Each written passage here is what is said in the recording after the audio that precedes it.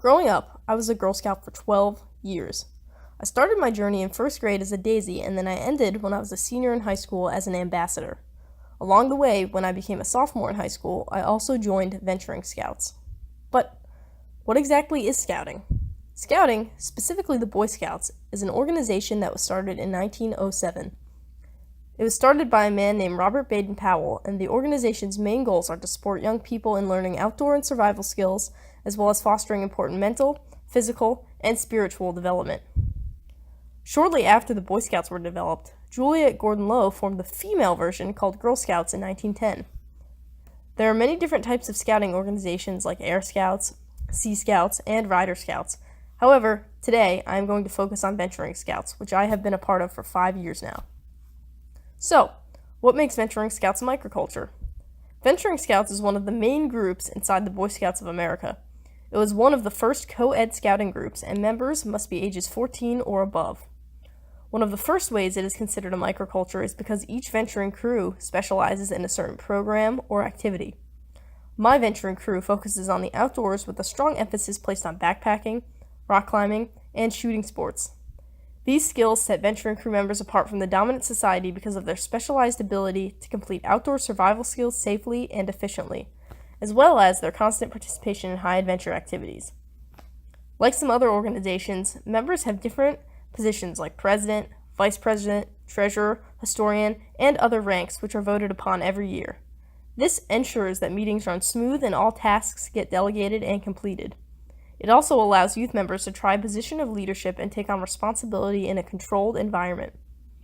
Every other week, my crew hosts a meeting inside of a local church to discuss upcoming events and updates, and it is run by our youth members. We also participate in service work around the community, which holds Venturing Scouts and all other Scouts to a high moral standard in society.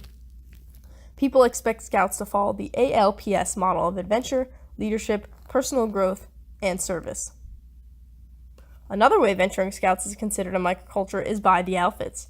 The recommended uniform is something called a Class A, which is a spruce green shirt with either gray backpacking shorts or pants. Not the most attractive outfit, but it is definitely comfy and practical.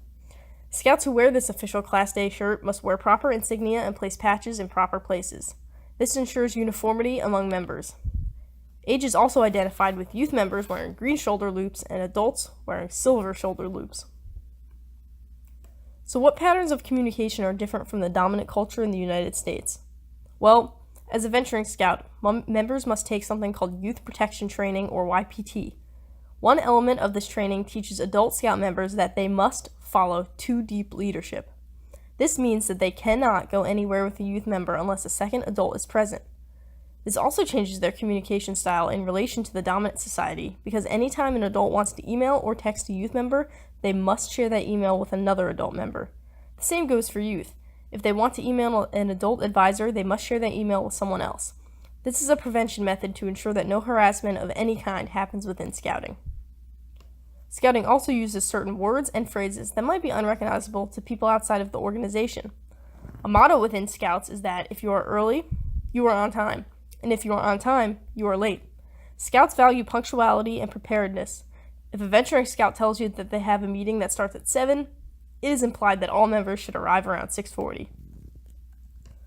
Another way Scouts differs from the dominant society with their communication is that they follow an oath and law.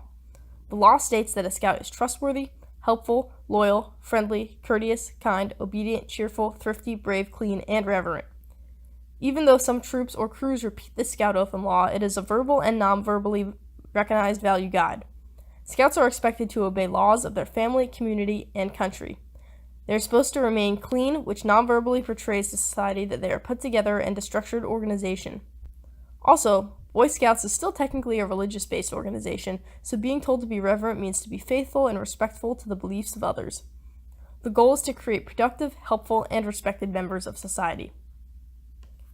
The first interesting thing about venturing is that it is part of the World Organization of Scouting, which represents 40 million youth in 169 countries. The name venturing was picked because it is also used in Australia, Brazil, Canada, Ireland, Japan, and many more countries. In the past, Venturing Scouts use a handful as their salute. However, in 2014, the One Movement, One Oath, One Law Declaration was announced by the Boy Scouts of America, and the salute was changed to the traditional three-finger salute on a scouter's right hand. However, venturing does have its own motto that differs from the Boy Scouts.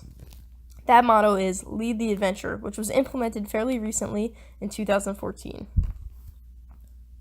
Another interesting fact is that venturing has 4 core awards. There is the Venturing Award, the Discovery Award, the Pathfinder Award, and the Summit Award.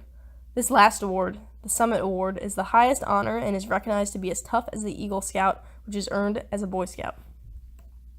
Lastly, anytime a venturing scout or a Boy Scout says that they are going to, quote-unquote, God's country, they are referring to a place called Philmont Scout Ranch.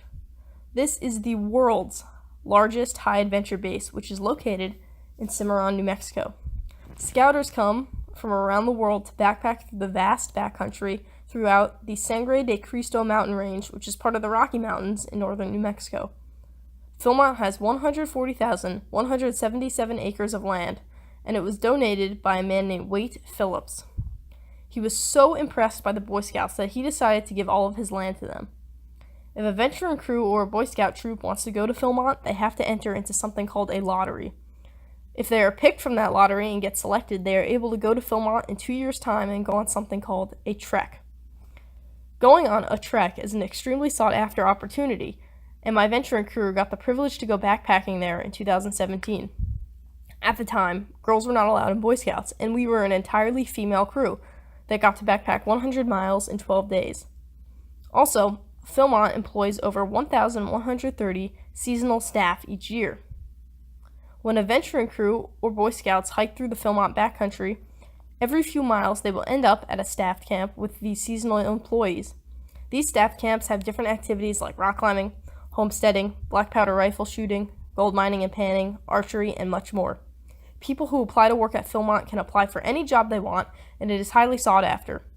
I was lucky enough to get hired as a rock climbing, high ropes, and low ropes course instructor this summer.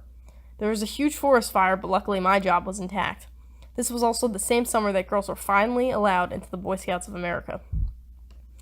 All in all, venturing Scouts has provided me with the skills I need to be a proactive member of society and to be a leader throughout different aspects of my everyday life.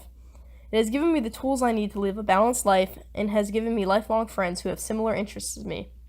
My microculture is different from the dominant culture in society, but that's what I love about it. The unspoken and written codes of conduct creates a harmonious and balanced environment which is fun, safe, and challenging for anyone who wants to join. If anyone does want to join Venturing Scouts, you are never too old. My run friend joined when she was 21 and she hasn't regretted it since.